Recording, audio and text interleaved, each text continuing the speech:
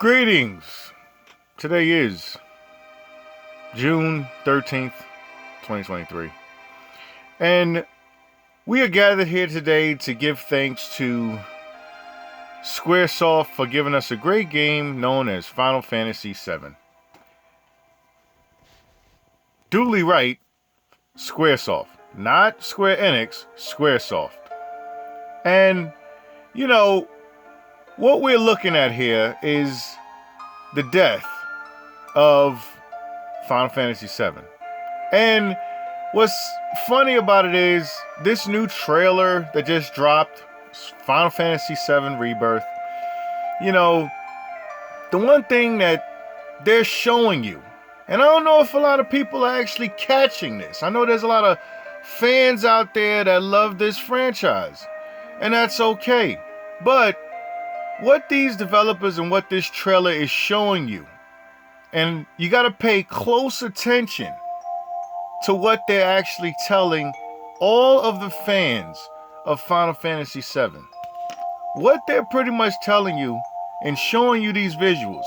I mean, mind you, they could have showed you this scene in any other part of the trailer, but they decided to show you directly at the very beginning of the trailer. What this tells me, as a gamer who's been gaming for quite a long time, is that your Final Fantasy VII is dead. It's dead. The characters that you knew, the characters that you so-called love, is dead. You know, it's like that saying that Kylo Ren from Star Wars said, kill it, burn it if you have to. And that's exactly what they're showing you here. They are showing you that they give zero fucks about your characters that you loved. They clean the board. They're pretty much starting from a clean slate from this day forward. And yes, the visuals look impressive. Yes, the developers took their time and etched out and 3D designed these very fabulous characters that we've grown to love. But what this scene is showing you is that what you knew as Final Fantasy VII is over. It's over. Yeah, you may see Jonin. Yeah, you may see certain forest scenes that you so-called liked in the open world. And that's okay if you want to see those visuals. But through all the facade, through all the greenery, through all the chocobo riding, it is a soulless game. It's over. You know, when Sakaguchi wrote this story, he wrote this story with certain pinpoints and beats about life and death. And that man is no longer working with Square Enix. You know, he removed himself from the entire company. He's got his own thing going. But during the time he wrote this story, he was going through family deaths. He was going through stress, a lot of trauma. But he still gave it his all to actually create a well-balanced story. What Remake and Rebirth and whatever Resurrection is doing to you and is going to show you is they pretty much can't make a better story than what Sakaguchi has done. They can't go back and revisit those key moments because they didn't live that man's life. They didn't live those developers' lives.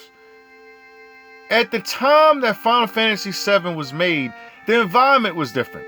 You didn't have all of this social ideology, gender problems that we're going through today. No. They didn't have to worry about Tifa's breast cup size or nothing like that. But in the times we're living in today, you cannot make Final Fantasy VII. You can't. You have all ESG grants being given out to these companies, telling them to, you know, make sure you dress up that woman. Don't put her in revealing clothing. Make sure you get rid of all of the gender equality-based things that we're gripe with and dealing with today. You can't make it. And that's okay. Because we always have the classic games. You know? The sad thing about this is what this trailer is showing you. And I want you to be I'm making it perfectly clear. Pay attention to what they're showing you in the first 5 seconds of this. those characters that you see there are dead. They're gone. Up to that point at the end of Remake, when Cloud and Tifa walked through that portal, I'm pretty sure R.I.P turned around and said, look, once we go through this, there's no turning back. And in a way, the way it was written, they were right.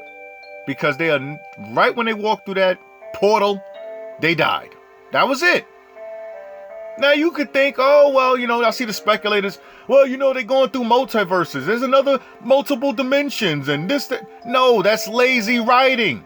That's lazy writing. Any creator would tell you that. That's just lazy writing. It's an easy way for them to clean the board because they know that the diehard fans are going to get mad at whatever changes that they make. Everything. So what they decided to do is take the easy road out.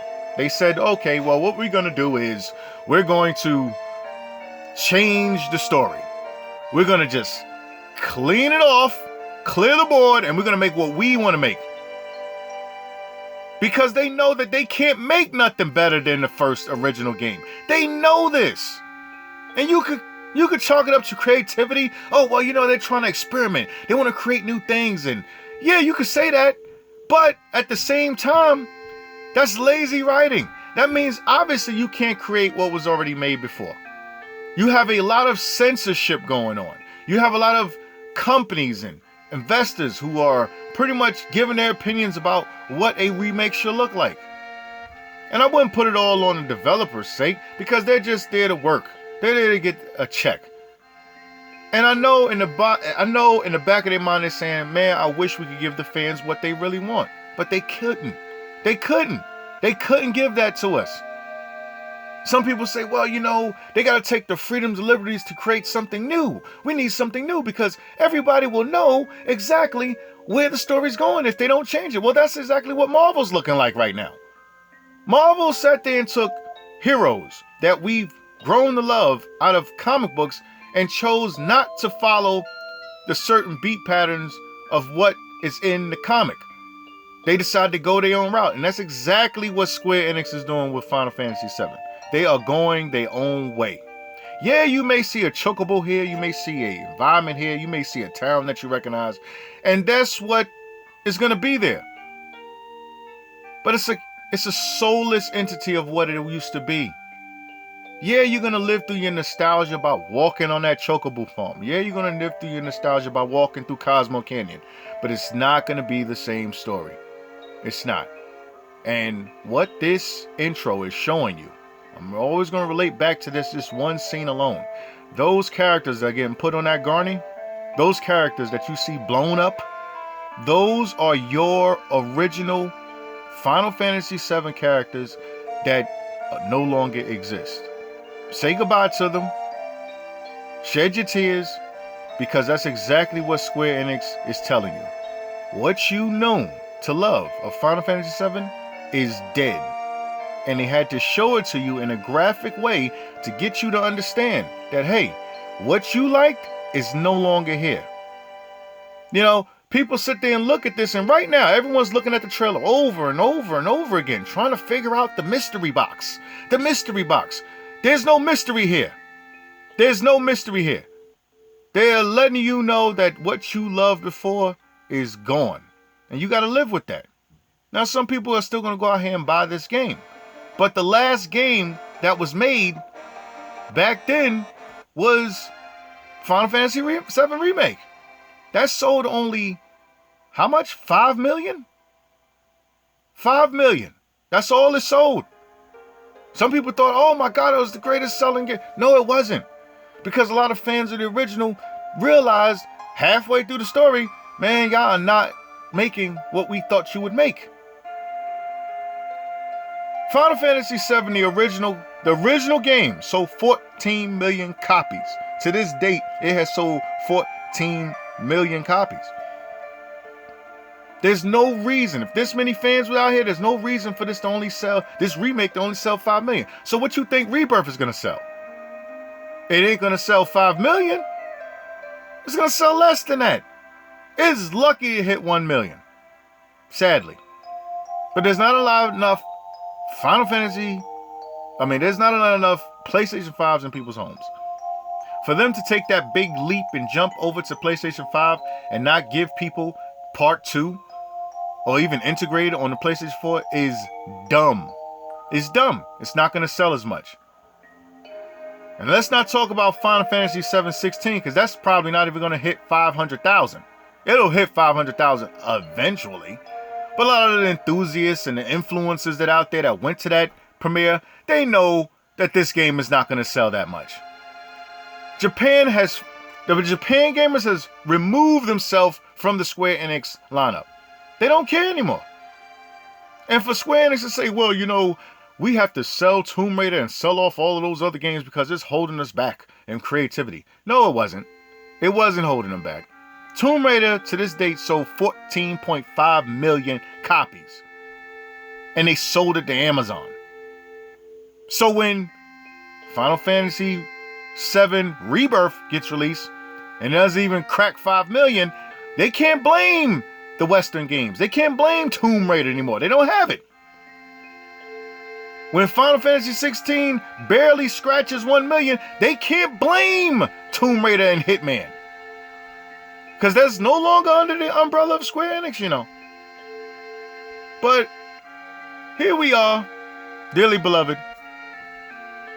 We are gathered here today to give thanks to Squaresoft, Final Fantasy VII, the OG, the originator, the greatest game that was probably ever made as far as RPGs. And we venture off into a new shell of its former self, you know?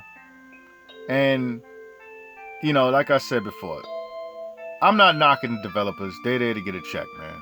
But we know that this game is not going to live up to the hype that it once garnered. They took too long to even give us this game that we have now. And all of the original fan base have left gaming entirely, or they just went on to a new franchise. Me personally, I'm waiting on Grand Blue Fantasy.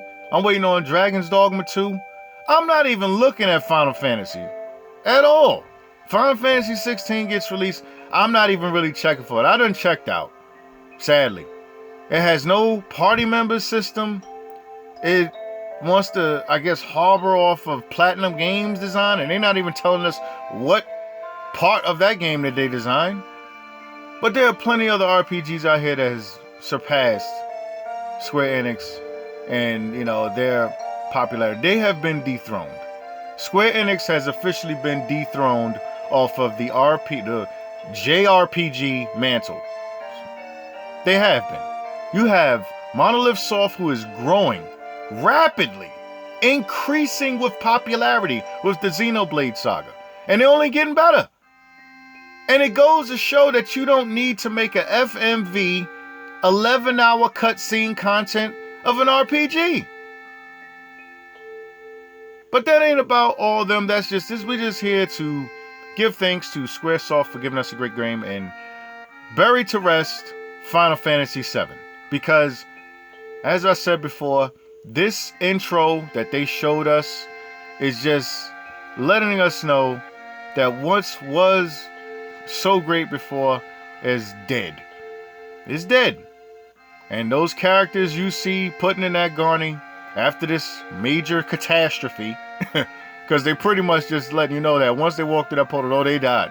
And you can sit there and backpedal, and you can sit there and spin it as far as, well, it's a mystery box. We're trying to figure out what this all means. Well, you don't have to think that hard. They're letting you know that what you once loved and what you thought this was isn't. And they're putting it so apparently in your face just off this trail alone. I mean, we're 7 months away from this game? And they want to bring this trail out now, wedge it in between the release of Final Fantasy 16. I mean, this is just sad marketing, but, you know, it is what it is. But, you know, rate, comment, subscribe, tell me what you think. Tell me what you think of where this franchise is going. But this right here is just the funeral of Final Fantasy VII as you know it. Catch you next time with another video. And I'll probably make another video in the future. Possibly. Maybe. Peace!